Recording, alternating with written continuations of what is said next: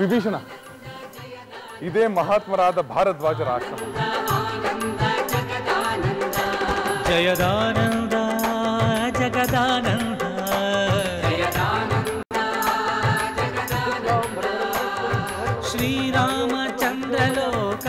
14 ವರ್ಷಗಳ ಹಿಂದೆ ನಾನು ಸೀತೆ ಹಾಗೂ ಲಕ್ಷ್ಮಣರೊಂದಿಗೆ ಅಯೋಧ್ಯೆಯಿಂದ ಹೊರಟು ವನವಾಸವನ್ನು ಆರಂಭಿಸಿದಾಗ ನಾವು ಮೊದಲು ಬಂದು ಸಂದರ್ಶಿಸಿದ ಆಶ್ರಮವೇ ಅದು.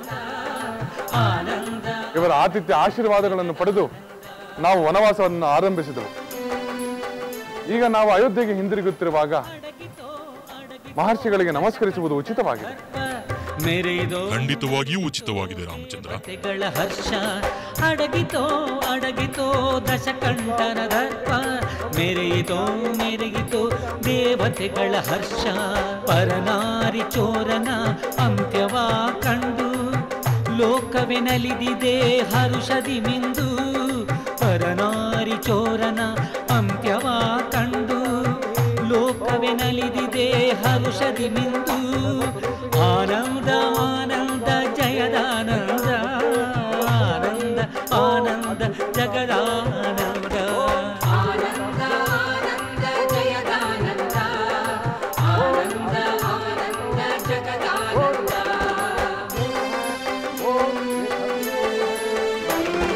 ಮಾಯಾ ಮೃಗದೆ ಮೋಸವ ಮಾಡಿ ಸಾಧ್ವಿ ಸೀತೆಯ ಅಪಹರಿಸಿದ ದುಷ್ಟ ರಾವಣ. ಮಾಯಾ ಮೃಗದೆ ಮೋಸವ ಮಾಡಿ ಸಾಧ್ವಿ ಸೀತೆಯ ಅಪಹರಿಸಿದ ದುಷ್ಟ ರಾವಣ. ಶ್ರೀರಾಮನ ಬಾಣದ ರಭಸಕ್ಕೆ ಸಿಲುಕಿ ಶಿರಗಳ ಕಳೆಯುತ್ತ ನೋವನ್ನು ಪಟ್ಟ. ಶ್ರೀರಾಮನ ಬಾಣದ ರಭಸಕ್ಕೆ ಸಿಲುಕಿ ಶಿರಗಳ ಕಳೆಯುತ್ತ ನೋವನ್ನು ಪಟ್ಟ. ಆನಂದ ಆನಂದ. ರಘುಕುಲ ಸಂಜಾತ ದಶರಥ ಪುತ್ರನಾದ ರಾಮಚಂದ್ರ ತನ್ನ ಪತ್ನಿ ಸೀತೆ, ಸೋದರ ಲಕ್ಷ್ಮಣ, ಲಂಕೇಶ್ವರ ವಿಭೀಷಣ ಮತ್ತು ವಾನರ ವೀರರೊಂದಿಗೆ ನಿಮಗೆ ಅಭಿವಾದನೆಯನ್ನು ಸಲ್ಲಿಸುತ್ತಿದ್ದಾನೆ. ನಿಮಗೆ ಮಂಗಳವಾಗಲಿ. ರಾಘವ, 14 ವರ್ಷಗಳ ಹಿಂದೆ ವನವಾಸಕ್ಕೆ ಹೋಗುವಾಗ ನೀನು ಇಲ್ಲಿಗೆ ಬಂದಿದ್ದೆ. ಈಗ ವನವಾಸ ಮುಗಿಸಿ ಮತ್ತೆ ಅಯೋಧ್ಯೆಗೆ ಮರಳುತ್ತಿರುವಾಗ ಇಲ್ಲಿಗೆ ಬಂದು ನನ್ನನ್ನು ಸಂತೋಷಪಡಿಸಿರುವೆ. ನೀನು ಬರಬಹುದೆಂಬ ನಿರೀಕ್ಷೆ ನನ್ನ ಮನಸ್ಸಿನಲ್ಲಿತ್ತು. ಪೂಜ್ಯರೇ, ತಾವು ಅಂದು ತೋರಿದ ಅನುಗ್ರಹ, ನೀಡಿದ್ದ ಆಶೀರ್ವಾದಗಳ ಬಲದಿಂದ ನಾವು ನಮ್ಮ ವನವಾಸವನ್ನು ಯಶಸ್ವಿಯಾಗಿ ಪೂರ್ಣಗೊಳಿಸಿದ್ದೇವೆ. ಮುಂದಿನ ನನ್ನ ಬದುಕಿಗೂ ತಮ್ಮ ಆಶೀರ್ವಾದ ಮತ್ತು ಅನುಗ್ರಹ ನನಗೆ ಅಗತ್ಯವಾಗಿದೆ. ರಾಘವ, ಲೋಕದ ಸಮಸ್ತ ಸಜ್ಜನರ ಶುಭ ಹಾರೈಕೆ ನಿಮಗಿದೆ. ಋಷಿ ಮುನಿಗಳ ಆಶೀರ್ವಾದವಿದೆ. ಏಕೆಂದರೆ ವನವಾಸ ಕಾಲದಲ್ಲಿ ಋಷಿ ಮುನಿಗಳ ತಪಾನುಷ್ಠಾನಗಳಿಗೆ ಪೀಡೆಯಾಗಿದ್ದ ರಾಕ್ಷಸರನ್ನು ಸಂಹಾರ ಮಾಡಿದವರು ನೀವು. ಮಹರ್ಷಿಗಳೇ, ತಾವು ಅಯೋಧ್ಯೆಯ ಸಮೀಪದಲ್ಲಿರುವಿರಿ. ಅಲ್ಲಿನ ಎಲ್ಲಾ ವಿಷಯಗಳು ತಮಗೆ ತಿಳಿದಿರುತ್ತದೆ ಅಲ್ಲವೇ? ಅಲ್ಲಿ ಎಲ್ಲವೂ ಕ್ಷೇಮವಾಗಿದೆ ಅಲ್ಲವೇ? ಪ್ರಜೆಗಳು ಸುಖ ಶಾಂತಿಯಿಂದಿರುವುದಲ್ಲವೇ? ಭರತ ನಿಷ್ಠೆಯಿಂದ ಪ್ರಜಾಪಾಲನೆ ಮಾಡುತ್ತಿದ್ದಾನಲ್ಲವೇ? ನನ್ನ ತಾಯಂದಿರು ಕ್ಷೇಮವಾಗಿರುವರಷ್ಟೇ? ರಾಮಚಂದ್ರ, ಅಯೋಧ್ಯೆಯ ಬಗ್ಗೆ, ಪ್ರಜೆಗಳ ಬಗ್ಗೆ ನಿನಗಿರುವ ಪ್ರೀತಿ ಎಷ್ಟೆಂಬುದು ನನಗೆ ತಿಳಿದಿದೆ. ಎಲ್ಲವೂ ಸುಭಿಕ್ಷವಾಗಿದೆ, ಸುಕ್ಷೇಮವಾಗಿದೆ. ನಿನ್ನ ಸೋದರ ಭರತ ನಿನ್ನ ಪಾದುಕೆಗಳನ್ನು ಮುಂದಿಟ್ಟುಕೊಂಡು ನಿಷ್ಠೆಯಿಂದ ಪ್ರಜಾಪಾಲನೆ ನಡೆಸುತ್ತಿದ್ದಾನೆ. ನಿನ್ನ ತಾಯಂದಿರು ನಿನ್ನ ಆಗಮನದ ನಿರೀಕ್ಷೆಯಲ್ಲಿ ಕ್ಷಣಗಳನ್ನು ನಡೆಸುತ್ತಿದ್ದಾರೆ. ಪೂಜ್ಯರೇ, ನನಗೆ ಅತ್ಯಂತ ಸಂತೋಷ ಉಂಟಾಗುವಂತ ವಿಷಯವನ್ನು ತಿಳಿಸಿದಿರಿ. ನನಗೀಗ ಸಮಾಧಾನವಾಗಿದೆ. ರಾಮಚಂದ್ರ, ನಿನ್ನ ಧರ್ಮನಿಷ್ಠೆ, ಸಾಹಸ, ಸಾಧನೆಗಳನ್ನು ಮರೆಯಲು ಸಾಧ್ಯವೇ? 14 ವರ್ಷಗಳ ಹಿಂದಿನ ಆ ಘಟನೆ ಇನ್ನೂ ನನ್ನ ಕಣ್ಣಿಗೆ ಕಟ್ಟಿದಂತಿದೆ. ಎಲ್ಲವೂ ತಮ್ಮ ಅನುಗ್ರಹ ಪೂಜ್ಯರೇ. ರಾಘವ, ನಮ್ಮ ತಪಸ್ಸಿನ ಪ್ರಭಾವದಿಂದ ಎಲ್ಲ ವಿವರಗಳು ನಮಗೆ ತಿಳಿದಿವೆ. ನೀವು ಇನ್ನು ನಮ್ಮ ಆಶ್ರಮದ ಸತ್ಕಾರವನ್ನು ಸ್ವೀಕರಿಸಿ ನಾಳೆ ಅಯೋಧ್ಯೆಗೆ ಪ್ರಯಾಣ ಬೆಳೆಸಬಹುದು. ಹಾಗೆ ಆಗಲಿ ಪೂಜ್ಯರೇ. ರಾಮಚಂದ್ರ, ನಾನು ನಿನಗೊಂದು ವರ ಕೊಡಬೇಕೆಂದಿದ್ದೇನೆ. ಏನು ಬರಬೇಕು ಕೇಳು. ಪೂಜ್ಯರೇ, ನಾವು ಅಯೋಧ್ಯೆಗೆ ಸಾಗುವಾಗ ಅಕಾಲವಾದರೂ ಗಿಡ ಮರ ಬಳ್ಳಿಗಳು ಹಸಿರಿನಿಂದ ಫಲಪುಷ್ಪಗಳಿಂದ ಮನೋಹರವಾಗಿರಲಿ. ನನ್ನ ಪರಿವಾರವೆಲ್ಲ ಆನಂದದಿಂದ ಅಯೋಧ್ಯೆಯನ್ನು ಪ್ರವೇಶಿಸಲಿ. ತಥಾಸ್ತು.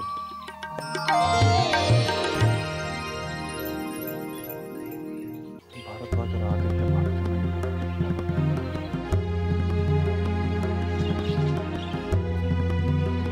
ಪ್ರಣಾಮಗಳು ಪ್ರಭು ರಾಮಚಂದ್ರ. ಬಾ ಹನುಮಂತ, ನಾನು ನಿನಗಾಗಿಯೇ ಕಾಯುತ್ತಿದ್ದೆ. ನನಗೆ ಕರೆ ಕಳಿಸಿದ ಕಾರಣವೇನು ಶ್ರೀರಾಮಚಂದ್ರ? ನಾನೇನು ಮಾಡಬೇಕು? ಆಜ್ಞೆ ಮಾಡಿ. ಹನುಮಂತ, ನೀನು ಕೂಡಲೇ ಅಯೋಧ್ಯೆಗೆ ಹೋಗಬೇಕು. ಅಲ್ಲಿ ಎಲ್ಲರೂ ಕುಶಲವೇ ಎಂಬುದನ್ನು ತಿಳಿದುಕೊಂಡು ಬರಬೇಕು. ಹಾಗೇ ಆಗಲಿ ಪ್ರಭು. ಅದಕ್ಕೆ ಮೊದಲು ನೀನು ಶೃಂಗಬೇರಪುರಕ್ಕೆ ಹೋಗಿ ನಿಷಾದರಾಜ ಗುಹನನ್ನು ಕಂಡು ಅವನ ಕುಶಲವನ್ನು ವಿಚಾರಿಸಬೇಕು. ನಮ್ಮ ಕುಶಲದ ವಾರ್ತೆಯನ್ನು ಅವನಿಗೆ ತಿಳಿಸಬೇಕು.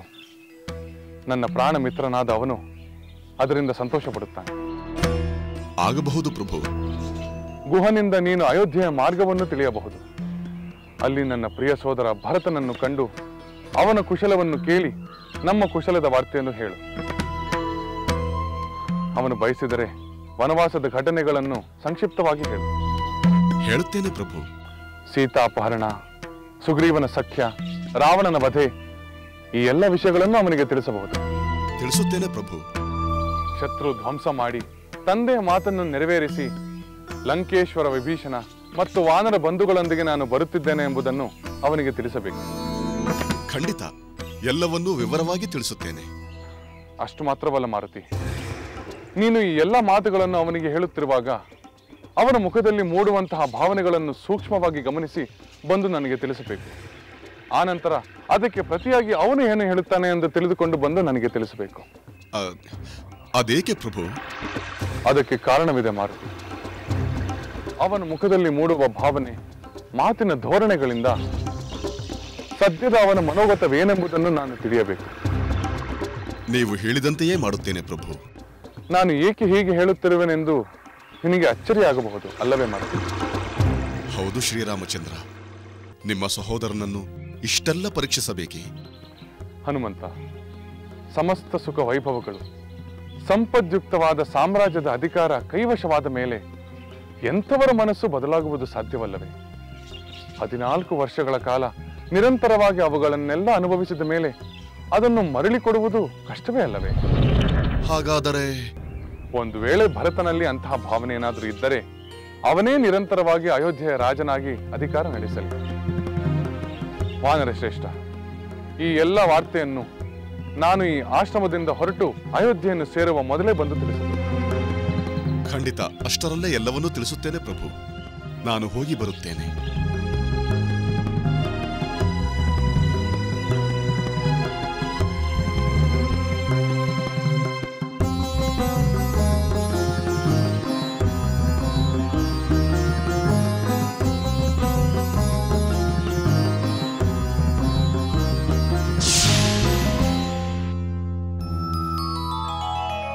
ಪ್ರಭು, ಶ್ರೀರಾಮ ತೆರಳಿದ ಕಾಡಿಗೆ ಕತ್ತಲಾಯ್ತು. ಪ್ರಭು, ಏನು ವಿಷಯ ಮಂತ್ರಿಗಳೇ? ಏನೋ ಯೋಚನೆಯಲ್ಲಿ ಮುಳುಗಿದಂತೆ ಕಾಣುತ್ತಿದೆಯಲ್ಲ? ಯೋಚನೆ ಅಲ್ಲ ಮಂತ್ರಿಗಳೇ, ನೆನಪು. ಹಿಂದಿನದನ್ನು ನೆನಪು ಮಾಡಿಕೊಳ್ಳುತ್ತಿದ್ದೆ. ಅಂಥ ನೆನಪು ಯಾವುದು ಪ್ರಭು? ಅದು ರಘುವಂಶ ಪ್ರದೀಪ ಶ್ರೀರಾಮಚಂದ್ರನ ನೆನಪು. ಕಾಲ ಎಷ್ಟು ಬೇಗ ಕಳೆದು ಹೋಯಿತಲ್ಲವೇ? 14 ವರ್ಷಗಳ ಹಿಂದೆ ಪಿತೃವಾಕ್ಯ ಪರಿಪಾಲನೆಗಾಗಿ ರಾಮ ಸೀತಾ ಲಕ್ಷ್ಮಣರ ಸಹಿತ ಇಲ್ಲಿಗೆ ಬಂದಿದ್ದರಲ್ಲವೇ? ಇಲ್ಲಿಂದಲೇ ಅವರು ಗಂಗಾ ನದಿಯನ್ನು ದಾಟಿ ದಂಡಕಾರಣ್ಯದ ಕಡೆ ಹೋದರಲ್ಲವೇ? ಅದೇ ನೆನಪು ಮತ್ತೆ ಮತ್ತೆ ಬರುತ್ತೆ.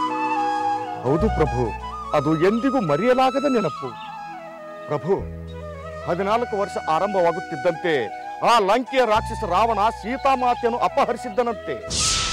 ರಾಮಚಂದ್ರ ಕಿಷ್ಕಿಂಧಿಯ ವಾನರ ಸೈನ್ಯದ ಸಹಾಯದಿಂದ ಆ ರಾವಣನನ್ನು ವಧೆ ಮಾಡಿ ವಿಜಯಶಾಲಿ ಆದನಂತೆ. ಮೊನ್ನೆ ಆ ಕಡೆಯಿಂದ ಬಂದ ಋಷಿಮುನಿಗಳು ಮಾತನಾಡುತ್ತಿದ್ದರು. ಆ ವಿಷಯ ನನ್ನ ಕಿವಿಗೂ ಬಿದ್ದಿದೆ ಮಂತ್ರಿಗಳೇ. ಅದಕ್ಕೆ ಈ ಕಾತರ. ಎಲ್ಲ ಆಪತ್ತುಗಳನ್ನು ಜಯಿಸಿ ಬರುವ ಸೀತಾರಾಮ ಲಕ್ಷ್ಮಣರನ್ನು ಕಾಣಬೇಕು, ಮತ್ತೆ ಅವರನ್ನು ಗಂಗೆಯನ್ನು ದಾಟಿಸಿ ಕರೆತರುವ ಭಾಗ್ಯ ನನಗೆ ದೊರೆಯಬೇಕು ಎಂದು ಹಂಬಲಿಸುತ್ತಿದ್ದೇನೆ. ನೋಡಿ, ಇಂದೋ ನಾಳೆ ಅವರು ಬಂದಾಗ ಅವರ ಸ್ವಾಗತಕ್ಕೆ ನೀವು ಸಕಲ ಸಿದ್ಧತೆಯನ್ನು ಮಾಡಿಕೊಳ್ಳಬೇಕು. ತಿಳಿಯಿತೆ? ಖಂಡಿತ ಮಾಡುತ್ತೇನೆ ಪ್ರಭು.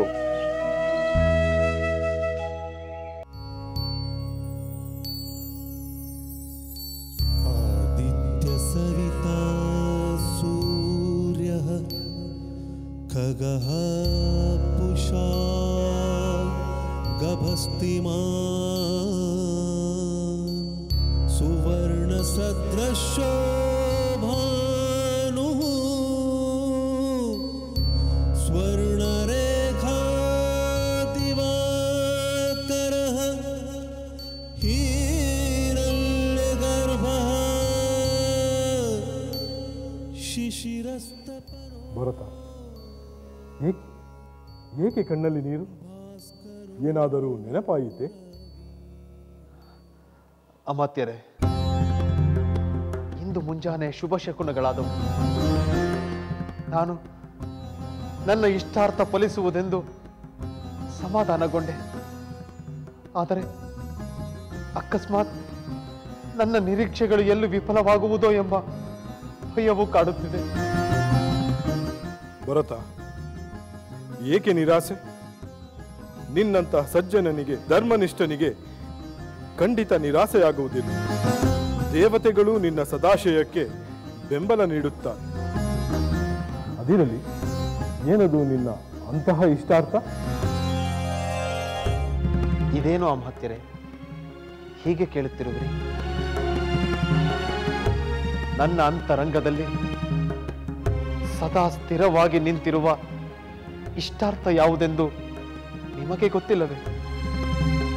ನಾನು ಈ 14 ವರ್ಷಗಳಿಂದ ನಿರಂತರವಾಗಿ ಹಂಬಲಿಸುತ್ತಿರುವುದು ಶ್ರೀರಾಮಚಂದ್ರನ ಆಗಮನಕ್ಕಾಗಿ ಎಂದು ನಿಮಗೆ ಗೊತ್ತಿಲ್ಲವೇ? ಹೌದು ಅಮಾತ್ಯರೇ, ಪಿತೃ ಸ್ವರೂಪನಾದ ಧರ್ಮ ಮೂರ್ತಿಯಾದ ನನ್ನ ಸೋದರ ಶ್ರೀರಾಮಚಂದ್ರನು ಎಷ್ಟು ಹೊತ್ತಿಗೆ ಬರುವನು, ಎಷ್ಟು ಹೊತ್ತಿಗೆ ಪಟ್ಟಾಭಿಷಿಕ್ತನಾಗಿ ಅಯೋಧ್ಯೆಯ ಸಿಂಹಾಸನದ ಮೇಲೆ ವಿರಾಜಮಾನವಾಗಿ ನನ್ನನ್ನು ಈ ಹೊರೆಯಿಂದ ಮುಕ್ತಗೊಳಿಸುವನೋ ಎಂದು ನಾನು ಪ್ರತಿದಿನ ಪ್ರತಿ ಕ್ಷಣ ಕಾಯುತ್ತಿದ್ದೇನೆ ಅಮಾತ್ಯರೇ. ಆ ಸಮಯ ಸನ್ನಿಹಿತವಾಗಿದೆ. ನಿನ್ನ ಇಷ್ಟಾರ್ಥಗಳೆಲ್ಲ ಈಡೇರುತ್ತವೆ. 14 ವರ್ಷಗಳ ನಿನ್ನ ತಪಸ್ಸಿಗೆ ಇನ್ನೇನು ಫಲ ದೊರೆಯುತ್ತದೆ? ಅಮಾತ್ಯರೇ, ನನ್ನ ಸೋದರ ಶ್ರೀರಾಮಚಂದ್ರನು ಬೇಗ ಬರುತ್ತಾನಲ್ಲವೇ? ಖಂಡಿತ ಬರುತ್ತಾನೆ ಭರತ.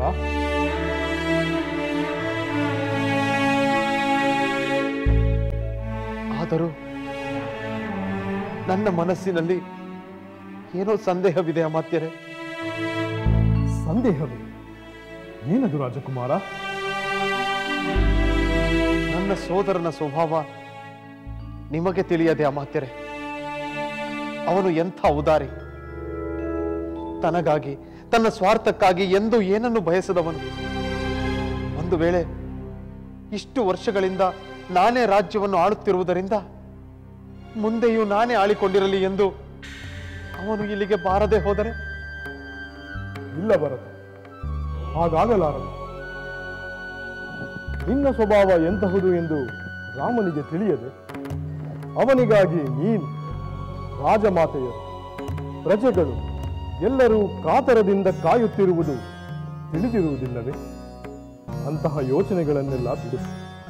ರಾಮ ಸೀತಾ ಲಕ್ಷ್ಮಣರ ಸಮೇತ ಇಲ್ಲಿಗೆ ಬಂದೇ ಬರುತ್ತಾನೆ. ಎಲ್ಲರಿಗೂ ಸಂತೋಷವನ್ನು ಉಂಟು ಮಾಡುತ್ತಾನೆ. ನಿಜ ಅಮಾತ್ಯರೇ, ಶ್ರೀರಾಮಚಂದ್ರನು ಯಾರಿಗೂ ನೋವು ಉಂಟು ಮಾಡುವುದಿಲ್ಲ. ಅವನು ಬಂದೇ ಬರುತ್ತಾನೆ. ಒಂದು ವೇಳೆ ಅವನು ಬರುವುದು ತಡವಾದರೆ ನಾನು ಅಗ್ನಿ ಪ್ರವೇಶ ಮಾಡುವೆನೆಂದು ಅಂದೇ ಹೇಳಿದ್ದೆ. ಅದಕ್ಕಾದರೂ ನನ್ನ ಸೋದರ ಬಂದೇ ಬರುತ್ತಾನೆ. ಇಷ್ಟು ವರ್ಷ ಕಾಲ ಸಹನೆಯಿಂದ ಕಾದ ನೀನು ಇನ್ನೊಂದೆರಡು ದಿನ ಕಾಯುವುದರಲ್ಲಿ ಬಾಧಕವೇನೂ ಇಲ್ಲ ರಾಜಕುಮಾರ. ಕಾಯುತ್ತೇನೆ ಅಮಾತ್ಯರೇ, ಕಾಯುತ್ತೇನೆ. ನನ್ನ ಸೋದರ ಶ್ರೀರಾಮಚಂದ್ರನಿಗಾಗಿ ನಾನು ಕಾಯುತ್ತೇನೆ. ಅವನು ಬಂದ ಕೂಡಲೇ ಹೊರಲಾಗದ ಈ ರಾಜ್ಯ ಭಾರದ ಹೊಣೆಯನ್ನು ಅವನಿಗೆ ವಹಿಸಿ ನಾನು ನಿರಾಳನಾಗುತ್ತೇನೆ.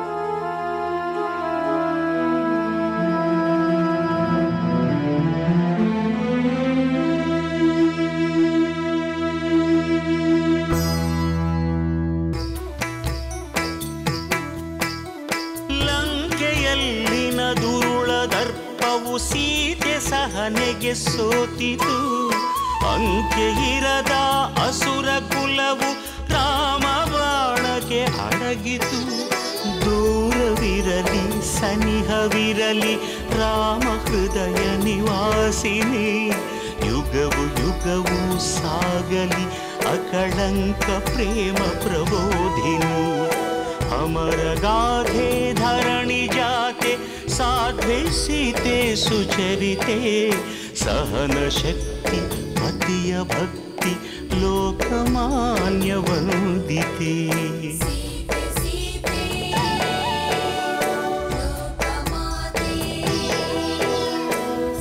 ರಾಮ ಹೃದಯ ನಿವಾಸಿನಿ ಅಕಳಂಕ ಪ್ರೇಮ ಪ್ರಬೋಧಿನಿ. ಸೀತೆ ಮಾತೆ